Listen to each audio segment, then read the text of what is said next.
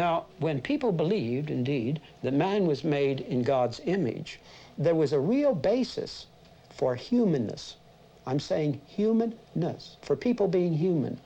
But once this is removed, as it has been now so largely removed with the loss of the Christian consensus, there is no reason, once we see people merely as a machine, as not qualitatively different from non-people, non-man, there's no reason why we should not tinker with them. As a matter of fact, Francis Crick in this article uses that word tinker. There's no reason why we shouldn't tinker with them genetically, and there's no reason we shouldn't manipulate them, and there is no reason why we shouldn't control them. And of course, we must think of the manipulatory possibilities of television. It has its own tremendous possibilities. Violence broke out again last night as some young people were prevented from meeting peaceably in the downtown area by noticeably nervous, if not to say trigger-happy police.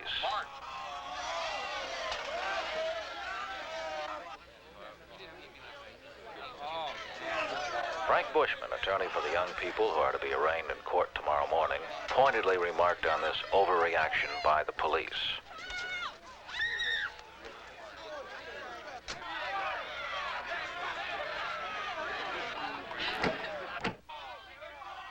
I hereby declare this an unlawful assembly. Late last night, disorder broke out among a small, unruly mob as our guardians of the peace quietly and efficiently, in spite of extreme provocation, restored order. I command you to disperse, and if you do not, you shall be arrested for refusal to disperse. You have 2 minutes to disperse.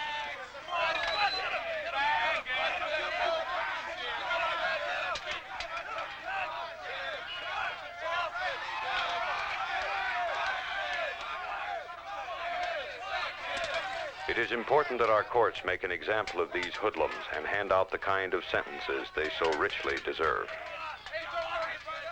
We staged this scene. We filmed it to show that television can tell any story that it wants to tell.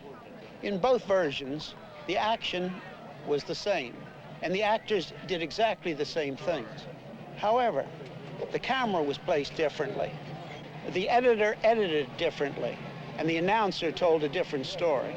We would be naive not to realize that what we're seeing is an edited symbol. But the nature of TV is such, we see it with our own eyes, that we naturally look at it as though it were objective truth. For many, what they see on television is more true than what they see with their eyes in the external world. Let me stress, it is always unfair to say the media does this or the press does that. There are always individuals or individual publications, for example, that are not included in the generalization. But the mass media can be used by an authoritarian manipulating government or an elite. The elite gives the arbitrary absolutes, and then not only TV, but all the mass media can be used for manipulation. And a plot or conspiracy are not needed. All that is needed is that the people in the places of influence and those who decide what is the news have in common the modern results of humanism, the modern worldview, which we have considered at length in this series. When the perspective, the worldview of the elite, coincides with some of the influential news carriers, it does not have to be all, then either consciously or unconsciously, the media becomes an instrument for manipulation. Now, what will all these available manipulatory techniques mean in our own countries? I'm not thinking of communist countries now, countries that have gone totally totalitarian, but in our own countries. There will be people who will feel uncomfortable with the increased control and increased manipulation. But there's a dilemma here. It's a very profound one.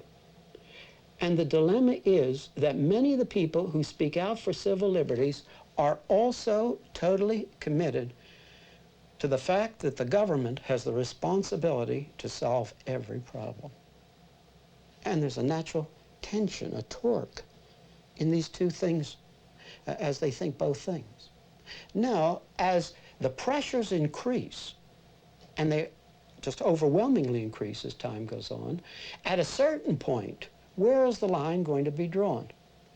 Certainly, if they have only the values, the basic values of personal peace and affluency, at a certain point, their disquiet will be totally submerged.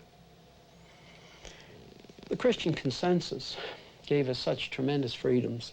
Of course, as we've said many times, the basic Christian message is that an individual can be right with God only upon the basis of the work of Christ alone. That's all he needs.